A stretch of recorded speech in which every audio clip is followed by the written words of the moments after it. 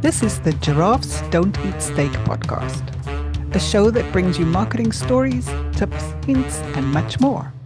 A treat for those who want to succeed in business or marketers who just want to learn. Hello, Alex. Hello, Erica. How are you doing?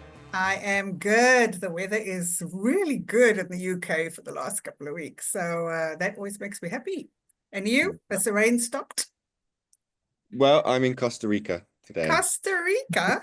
and we've got sun by the beach. You are looking a little bit tanned, so that explains that. I am so excited to have as our guest today, Charlotte Booth. Charlotte is primarily a copywriter, but does lots of awesome stuff. And we've worked together, what's it now, Charlotte? 3 years? 4 years? Something like that. 3 or 4 years. So welcome to our podcast, Charlotte. Well, thank you for inviting me. And I'm not the least bit jealous that Alex is in Costa Rica. Not today, because we've got sunshine here, but on another day, we may be more jealous. Right, Charlotte, talk to us about how you got into copywriting or writing, because writing in general is your passion. It is. It's getting into copywriting was kind of the end of a very long and convoluted and bizarre journey. And so basically, I was a journalist. So we'll start at that point. We're going to start almost at the end. So I was a journalist and I was working on a local paper, and it had reached a point where I either had to consider going into London papers, so like the Nationals, which meant moving away and going back to London and all that, or finding something else. And, you know, you sometimes sit down and you do that soul searching, going, well, what do I want to do? I'm at this crossroads. I can do anything. And I realized that for pretty much all of my career, right from the very beginning, writing has been a feature, leading to being a journalist. So skipping now back to the beginning. So for nearly 20 years or so, I was in academia. I was an Egyptologist. So one of the only ways of making money in Egyptology is to write books for lay people. So just everyday people out there, not academic books, but books that bring Egypt and ancient Egypt to the people. And so I had spent most of my career. Egypt. Yeah. I only got that now. Sorry, I'm a little bit slow. The study of ancient Egypt. Oh, fantastic. So to supplement the kind of academic stuff, I had written, I think it was 17 books on ancient Egypt. Wow. And accompanying that, then there was articles for journals and research papers, and I did a PhD in the middle of that. So research and writing was always there. And even in times when I had to disappear into an office for whatever reason, the writing kind of followed me. So I worked for a company where I ended up writing all their training brochures and running training programs and things like that. So writing has always been there, which kind of led to the journalism bit. And then I thought, okay, so not sure what to do with journalism, don't want to move back to London. I know I will start my own business. And that's what got me into copywriting. I didn't really know what it was. You hear the term copywriting, and I kind of focused on the writing aspect and did a bunch of research, and it's like, yeah, I can do this.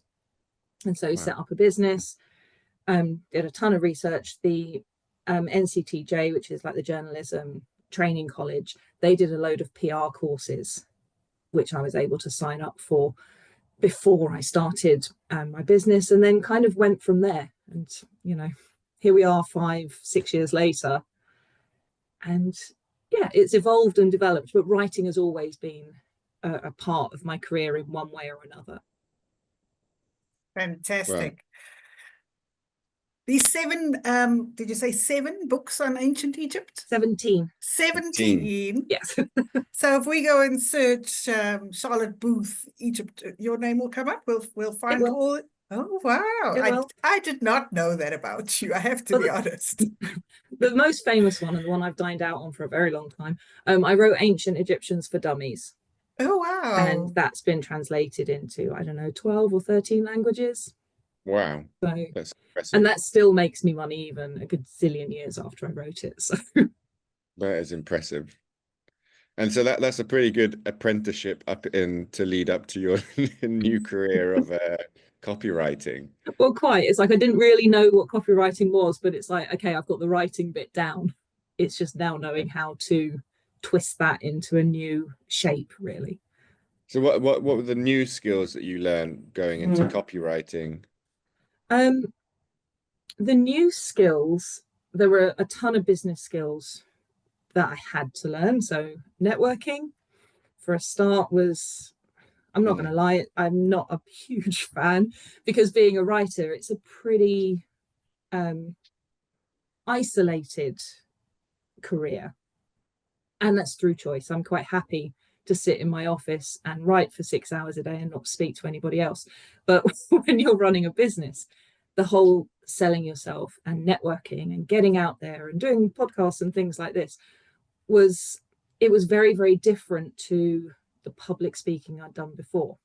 Yeah. Because with the public speaking I'd done before, I'm standing up in front of 500 people at a conference, or I've done a couple of like talking head things on TV, documentaries. It's a completely different vibe, because you're almost putting your game face on. It's like, here I am, Charlotte Booth, Egyptologist, and I'm going to speak in that way. Suddenly you're at a networking group and you've got to be Charlotte Booth, the person. And I keep that normally behind because it's private, But so that was a really difficult thing, which isn't copywriting itself, but obviously it leads to running a business, is you have to be able to sell yourself and show who you are and not hide behind research, which is what you do in academia. You hide behind your research.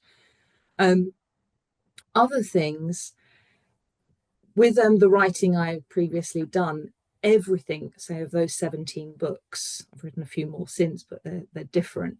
But of those 17 books, they were all connected in one way or another because they're about the same subject. Right. That same subject being ancient Egypt. I Yeah. didn't just write about one thing again and again, but everything ties in. And so I had this kind of wealth of knowledge. So it was, I'm not going to say it was easy, but you can see where you can pick information from and routes you can go down. Whereas with copywriting, it could be in the morning I'm writing about cybersecurity, and in the afternoon I'm writing about non-dom tax requirements. Without that sort of 20-year bank of knowledge that I can just pull on. And to be a good copywriter, you don't need that 20-year bank of knowledge. You need to know how to write, but you need to be able to do the research to get the knowledge you need for the article you're writing, and then be able to move on. Otherwise, you're just going to end up down a million rabbit holes and never get anything done, because when you're doing blogs and articles and things like that on separate subjects for different companies and different industries, you're not meant to be the expert. You're just meant to put the information you have in a form that the audience can read. And that's where the skill comes in. Whereas with academia and Egyptology, I was the expert.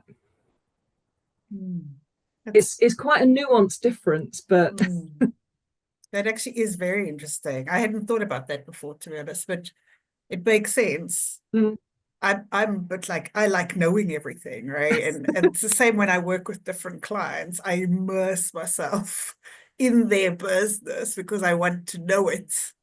But actually, then I need a break if I'm moving to another client, because otherwise my brain's still full of whatever I was working on. Insurance, I'm like, nope, and tax and stuff like that.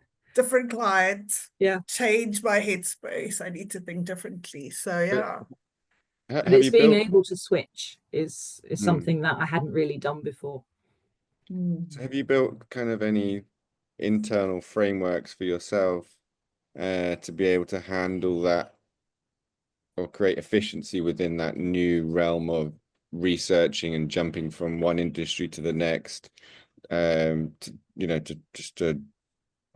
create efficiency in the work that you're doing, and not get bogged down too much in trying to, like Erica was saying, for example, knowing everything when you probably don't really have enough time to do that. Things like sort of processes and efficiencies, they sort of happen by accident, but I find I tend to try and write things that are totally different side by side in my schedule. So if, for example, I had, which has happened before, I've had 2 or 3 clients who are IT specialists in one way or another, and then I've had tax and a couple of coaches and things like that I've worked with, I wouldn't do all the IT things on one day, because you're unable then to separate the different companies, and they start to blend because they're too similar. So it's like, right, I'm going to do this particular piece in the morning for this client. This is their audience. This is the subject, and just research that, even though there would potentially be overlaps with other similar clients, but they may not have a similar voice.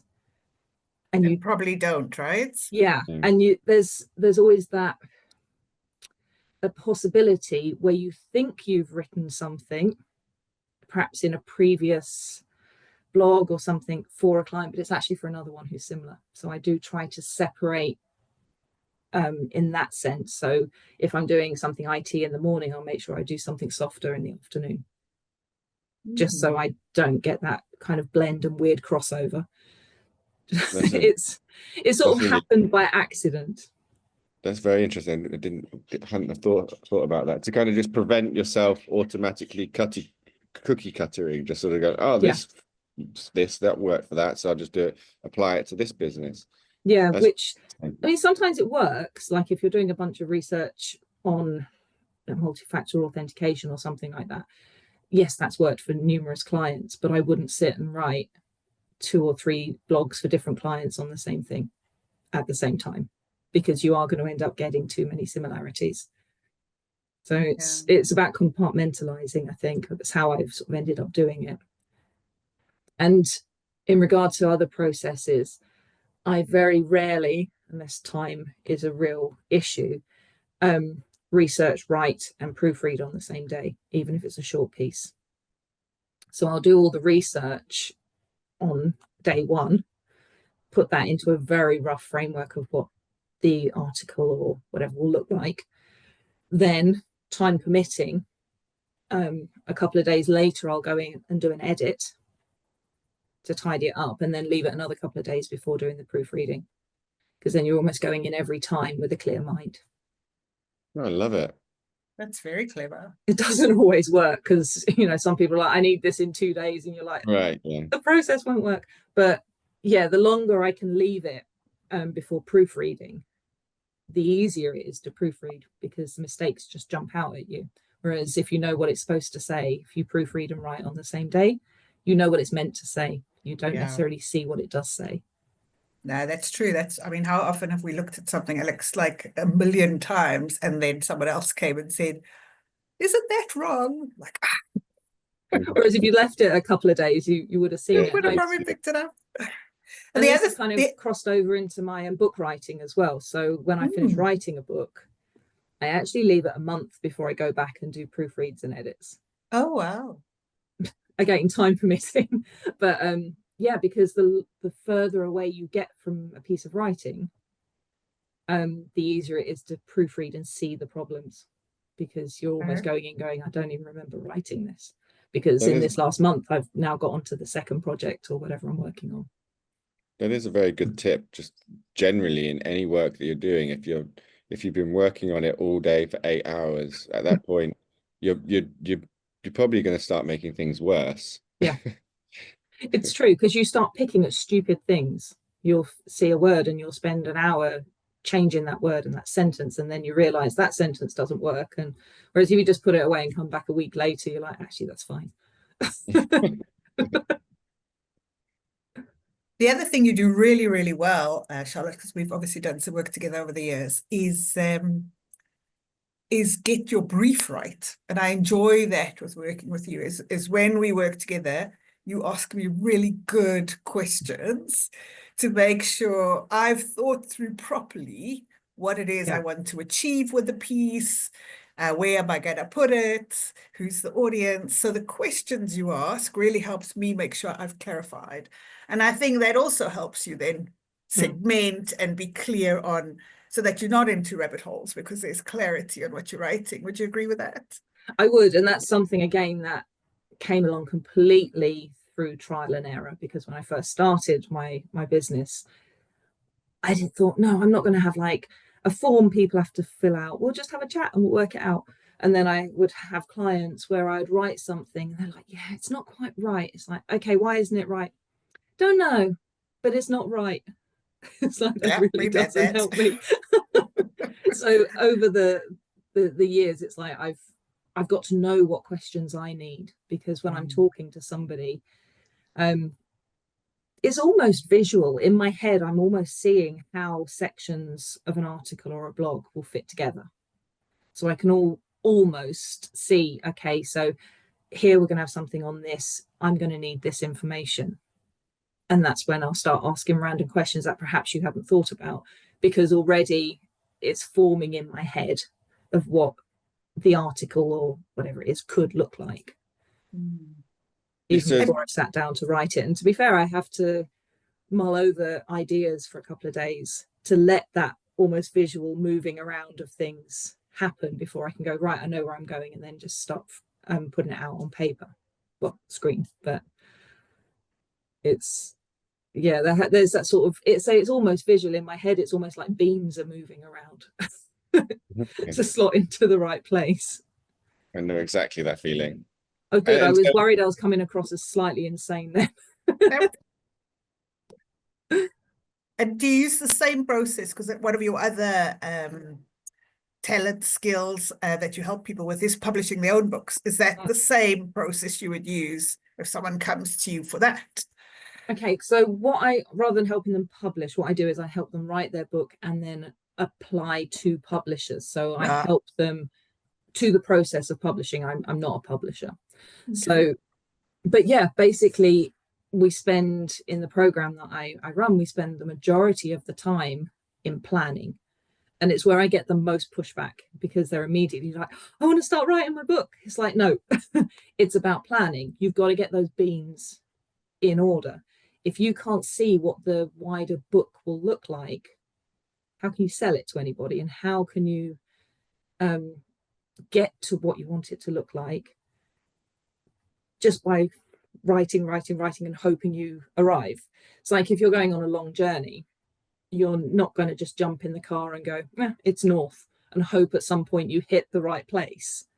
If you're like me, you'll be with the sat nav and making sure you've got the right postcodes, and okay, I need to go this route, or this route's closed, I'll go this way. So everything is perfectly planned. And that's essentially how I work on a book or a long form piece of writing, is knowing what I want it to look like at the end, and also what I want it to achieve. So quite often with new authors that I work with, we generally start by looking at what we want to achieve rather than where we are right now, which is why I get the weird pushback, because they're like, I want to show you what I've written for chapter 1. It's like, forget chapter 1 right now. What do you want people to get from your book is the thing. It's not about you want to write a book. What do you want people to get from it? What would you like your best Amazon review to say? And it gets people thinking, oh, I hadn't really thought about reviews. And then we'll have a look at some of the worst reviews on Amazon. And for me, the worst review would be, this book should have been a blog post.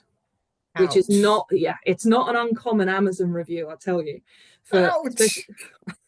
Especially, to be fair, for a lot of self-published books, as well as a lot of like business and self-help, even if they've been traditionally published, quite often that will be like the most cutting review. And it's like, think about what you want people to say. You know, that I took this book and it changed my life. How did it change your life? What did they get from it? And then you go back to what their ideas are, and you work out the journey to get to that review, and how to avoid the bad ones of, this should have been a blog post, or what did I just spend 4 hours of my life reading? Seriously, you should look at some bad reviews on Amazon. They're They're awful, but No, really eye-opening. there's a lot of absolutely cutting reviews on things on Amazon. Quite entertaining to read some of them, to be Very honest. much so. Not if it's your book. Not but- if it's Oh, your it's your book. book, no. Not if it's your book. Can you But turn, I think can you you turn can off Amazon comments? Like, just no, not allowed to comment on my book. To be fair, I don't read my own book reviews because once the Ah. book is published, I can't change it. Okay. That's just like our podcast, isn't it? Once Yeah, it's we don't published, listen we either. don't listen to it. You can't change it. So if you're proud with what you've put out there, you can't please everybody, but you can prevent some of the review, some of the writing that could lead to reviews like that. Yeah. Okay. This is really the importance around strategic planning, which we also find, right? It's like with a client who says, I don't know, I want more leads. I'm going to go on Facebook and put on this image because I really like this image of my product or service, without any thought. Yeah. You know, you're probably not going to get any success in terms of what you wanted, leads. And B, you probably won't be evoking the emotions that you want to evoke from your customer, which is exactly what you were saying about how do you want them, what do you want them to get from it? And it's the same question we ask. It's like, what value do you want your customer to feel for the product, and how can you express that?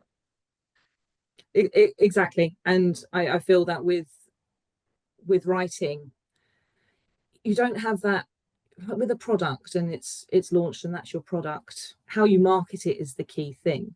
With writing a book, even before you get to the marketing, you can be doing marketing by making sure you don't get those reviews that you think, okay, these are the 5 things people hate: repetition, one idea just constantly regurgitated chapter after chapter, poor editing, or the lots of comments you get, bad spellings, all sorts of things like that.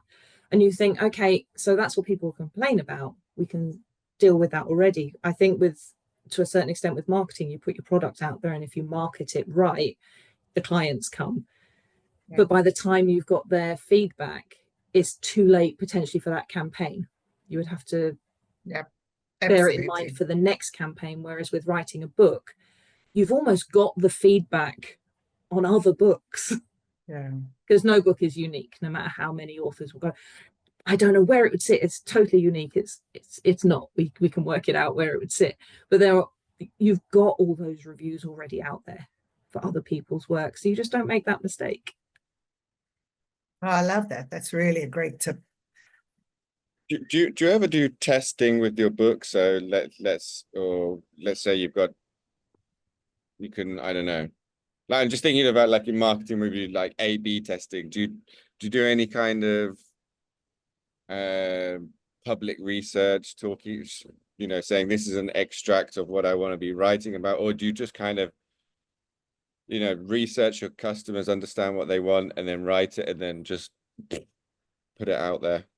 Me personally, I don't, and I think it's because there's 2 reasons. One, all of my training, and I'm going to use the term really loosely, was in academia, and you don't share your research until it's ready to publish, because someone will nick it, to be honest. So if you start putting ideas out before you've got traction, you could potentially lose the market on that. The other reason is I tend to write books I want to read rather than what other people want to read, because I kind of think, if I want to read it, there will be other people out there who want to read it too.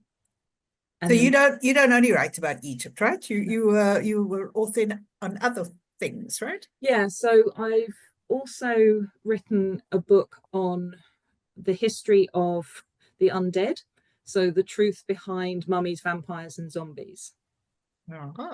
By truth, and I can see you're getting very paranoid, going, oh my god, does she believe in zombies? It's basically looking at the folklore. So where do these ideas of zombies come from? And so you've obviously got the Haitian zombies, but there are zombie/vampires throughout Eastern Europe folklore as well. But then that also becomes sort of manifest in their burial practices. So someone in the village who died of a disease they'd never seen before, they assumed they were some sort of vampire or something like that, and then would bury them in a particular way. So it's the history of things like that. How do we get to the modern pop culture of zombies, vampires, and mummies, and where it comes from in reality? So that was one book, and that was a book I wanted to read, and there was nothing out there on it. So I researched that and wrote it, and watched a lot of horror movies and read a lot of very, very bad fiction books about zombies and vampires. But it was so much fun. And I feel like you've done one about London, or yeah, I've done 3 on London. So they're guidebooks. One is The Movie Lover's Guide to London, where that's going the all one I around know. London, looking at the sites that are filmed in movies, so the locations. We've got True Crime Lover's Guide to London, which is again sites where crime has happened over the last couple of 100 years. And then the the Crime and Crime Movie Lovers Guide. So it's like the original movie lovers locations, but just for crime movies. Oh, it feels like that's the one I need to read. So that was a lot of fun. And again, it was those ones actually came from, there was like a call out from the publisher saying, we're doing this new series of books, the Something Lovers Guide 2. So if you have ideas for what you could write about any major city, send your ideas forward. Oh, wow. Originally I wanted to do the Book Lovers Guide, but someone got in before me. So we ended up being the movie people, and I did that with my husband, and he did all the pictures. And he has a remarkable talent for watching a film or a program on TV going, wonder where that's filmed, and then 10 minutes later finding it on Google. I don't know how he does it. It's bizarre. He triangulates on, he'll see one building and be able to triangulate off of it. You do the same? I do the same thing. I love doing that. I love it. I love it. And I also love knowing the place when I see it. And I'm like, I know that place. I've been there. I'm really annoying with that. Yeah. Well, I figured I could utilize that, going, I'll write the book. Yeah, why not? And do that stuff. Yeah, for sure. Oh, I love that. So that was fun. Oh, fascinating. Okay, I definitely need to do because I like my Agatha Christie's and my crime, so I think there I are need to Poirot do that. Locations in the Crime Lovers. Oh, okay, I'm in. Not many, because there's about 500 Poirot episodes, so I couldn't do the whole lot. There's a few. That would be a lifelong career, just working on Poirot. Maybe that's the next book in the series, the Poirot Lover's Guide to London. And I own all of them, so if you want to collaborate, let's do that, because I can probably tell. I've watched all the movies and I've read every book probably 100 times because I love it, so I could probably give you the info. Maybe not the where. That's okay. Billy can do that. We'll just okay, cool. There we go. Let's do that. Give him a random picture of a corner of a building, which is what where are they mostly set? Sorry, where are they mostly set? It's mostly London. It's mostly London, but then he travels out, right? Yeah. So White Horse Mansions. That's kind of where his apartment was. White Horse Mansions, which is lovely. And you can, if you go, you can visit. There's a park opposite, so you can't go there, but you can go and visit it. When I go into London, it's part of my little trip because I do always like going there. There's some very annoyingly placed trees outside that building, so trying to get a decent photograph for the book. Yeah, that will be hard. Well, unless we climb the tree. Come on, we could be adventurous. I'll have to We'll climb go up in winter. the tree. But then, to be fair, we did. As I say, I don't read my reviews very often, but with the first one of these guidebooks, Billy was very excited because it was his first collaboration, and he wanted to read all of the reviews. And then he would bring them, show them to me. It's like, please don't. I don't read my own reviews. And one really annoyed him because somebody had complained that the pictures we had of London were too sunny. and it rains far more often in London than we portrayed in our book. That's Wow. hilarious. I know a few people who would agree with that complaint. Oh, I 100% agree, but we were not going to be walking around London all day in the rain. In the rain. So we chose those days.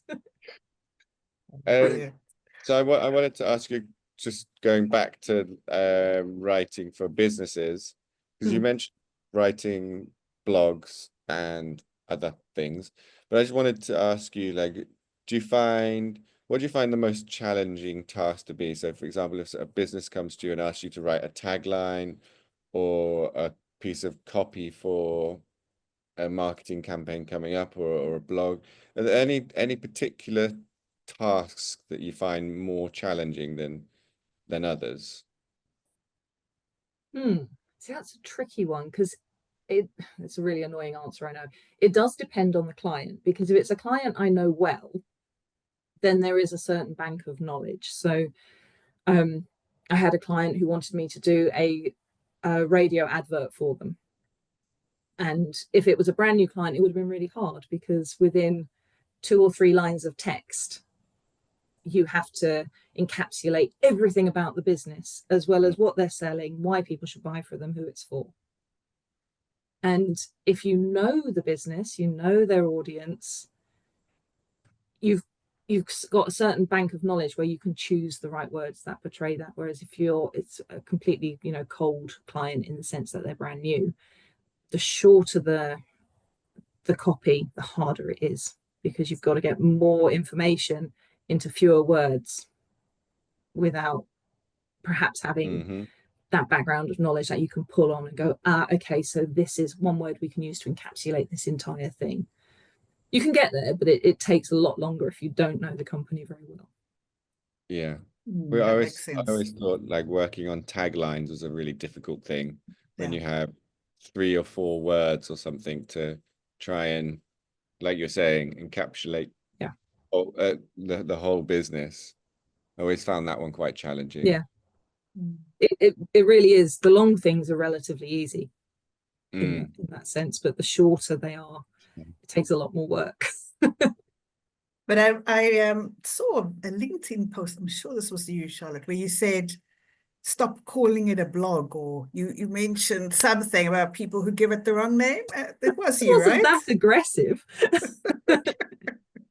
It was about semantics.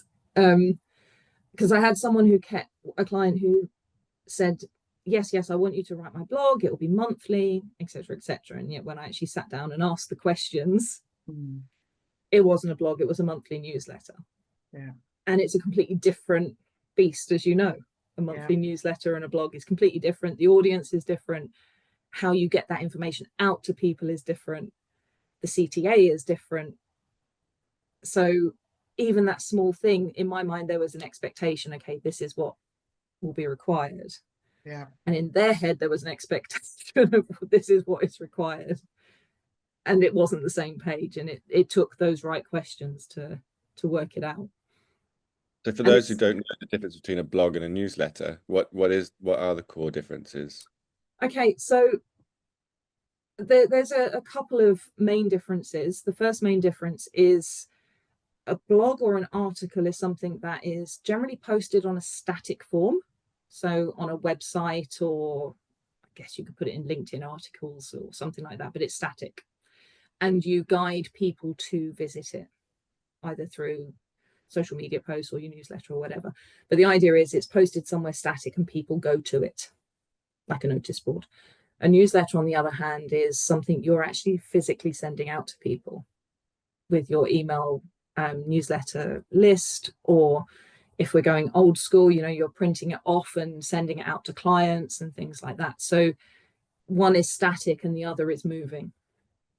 One, you've already got the audience and you're flinging it in their direction, hoping they'll read it. The other, you're sticking it to a notice board and hoping people will come to it. Yeah, but I suppose the big difference also is that in a newsletter, the audience is known, as you said. It's a segment. You know who they are. You have the list. Yeah, whereas exactly. with the blog, you don't know who's going to read it. No, And there's not really a way of monitoring that, because unless people comment. Or Google Analytics gives you high level stuff if it's on your website, but it's not detailed. No. And the other difference is actually content. So with a blog, they tend to cover one subject in a certain amount of depth. So the post you're referring to actually led to a blog, which I think was what was the difference between content or something like that. And so the question was, what are different types of business content? And it answered the question with a choice of 3 or 4 things. A newsletter, on the other hand, can be themed, but it's not an article explaining or answering one question. It's almost like a brain dump of news. As the name would suggest, it's news. So it doesn't have to be all one thing answering one question. So a business newsletter, it could be what's happening in the CEO office, who's won an award, do you have new starters, or people leaving, or deliverables, or whatever's going on. And you can dump all of that in a newsletter with separate headings, or you can have it themed. So this week is charity, or this week is charity week. So we're going to talk about all the things the business is doing as a charity. But the idea is it's news, so it's up-to-date current things. Whereas a blog, I suppose, to a certain extent is, I'm not going to say timeless, but it doesn't have to be read today. Oh, that's actually a key difference is the time boundness. Because as you say, a blog, someone could come 6 months later to it, depending on where they got it. And it depends on the subject, because some IT things, they obviously go out of date very, very quickly, but they don't need to be read today. And you can keep referring back to a blog. Very few people refer back to newsletters. I don't think. And I guess also the purpose of the blog as well is to create a bit more relevance in your page, adding more content. I know keywords are kind of somehow dying out a little bit, and we're moving on from that a bit, but it adds context to your website as well, right? It's it's there to add value, it's to answer questions, it's to bring people to your website. You've got to give them something that's useful to them, especially if you're, say, answering a question, say, about something to do with cybersecurity. Your client could be small business owners, and that's who you want to sell stuff to. But people who are interested in multi-factor authentication could be anybody, whether they run a business or not, and they're coming to your site. So you can get anyone coming there, and they can be a real draw for unexpected visitors, I suppose, people you're not aiming at. I mean, obviously you have your audience in mind, but if the subject's right, anyone could come along who you're not expecting. With newsletters, though, you know who they are. They are expecting it. Yeah. And I suppose also with blogs, and yes, SEO still has a place, but even more now in the world of AI, right? In terms of thinking through the broader strategy of your piece and how it fits in with raising your brand, where with the newsletter, not so much, because it goes usually via email or, as you say, print. But there's not, you could actually use whatever words you want, right? Like it doesn't need as much. I would definitely think about your audience and what you want to achieve and all the rest of it, but you don't need to think specifically about your keywords and, that kind of stuff, because it's a once and done. Would you say that? It is, because people aren't searching for it, are they? I mean, keywords and SEO and stuff is to bring people to the website. Unless you've got an online newsletter archive, that's potentially going to bring people to your website. And I guess some companies do that. Newsletters are different in that sense, because they're not meant to be searchable in that way. Or they're not designed to be searchable in that way. Everything can be. Yeah. That's a really good difference. So are you using AI at all in your suite of? Such an evil question. I do use AI, but not for writing, on principle. I see AI like any other tool. I use a dictionary when I'm working. I use a thesaurus when I'm working, and I use AI in a similar way, where sometimes you can be completely stumped on where to start with something, and it's a really it can be a really good way of getting ideas. And you'll look at what it's written, which would, if you wanted to cut and paste it, you'd have to rewrite it anyway for it to be any good, says the copywriter. But it can spark ideas in that sense, because it's drawing from places that perhaps you hadn't looked, but it will spark ideas, and sometimes it can get you the right keywords and phrases to help you search.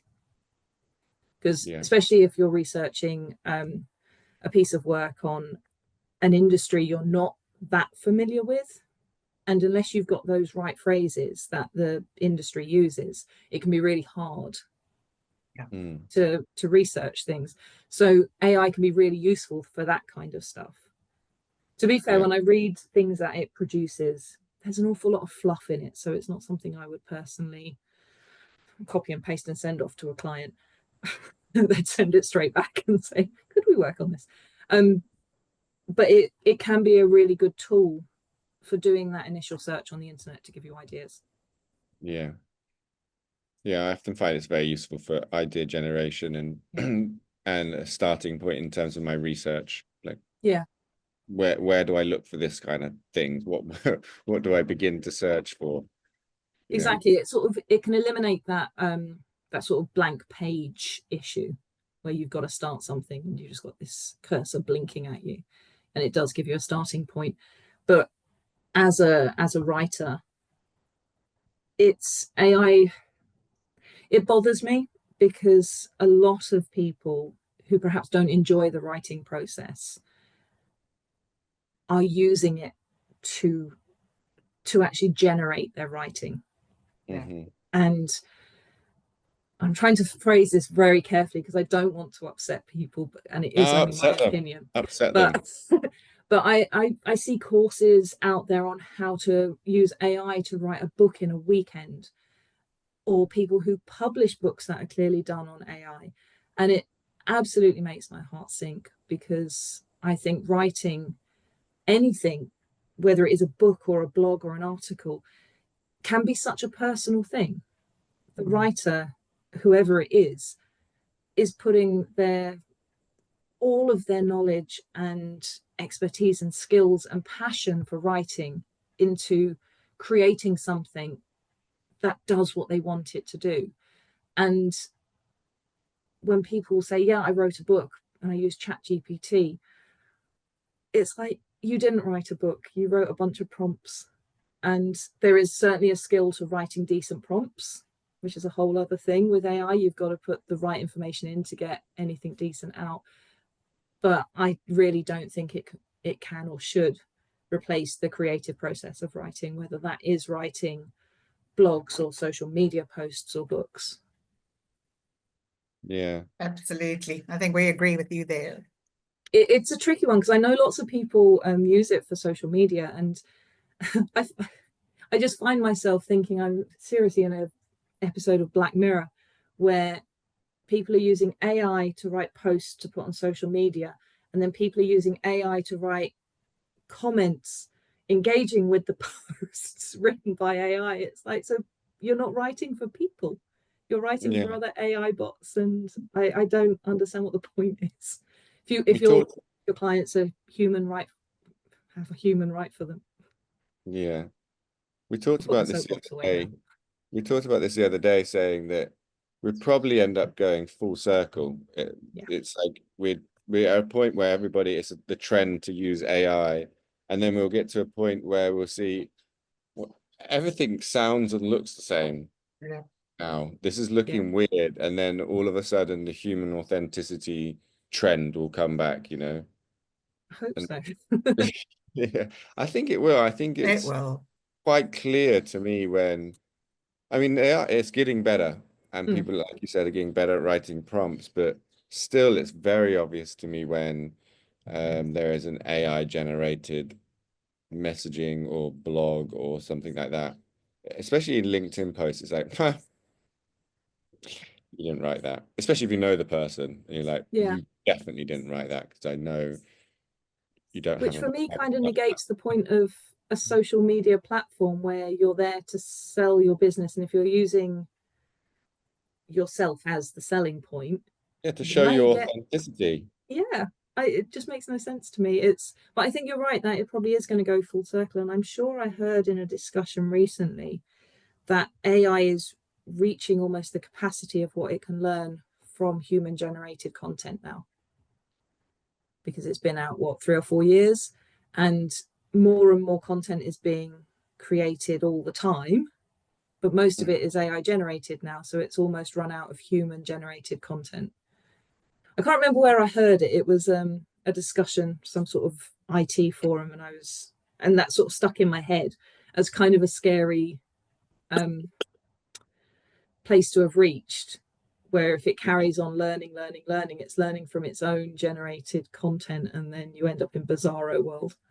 Yeah, because sometimes it's wrong, right? Sometimes it doesn't always get it right. Yeah, because you don't know where it's pulling from. And this is something that I talk about a lot when I'm working with authors, is about using reliable sources for absolutely everything that you're using.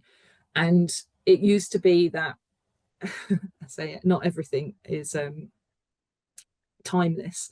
It used to be that you shouldn't use Wikipedia as a source, because it's not a reliable source. It's great as a starting point, and you can find information and you can go off in all the links at the end to find the primary sources.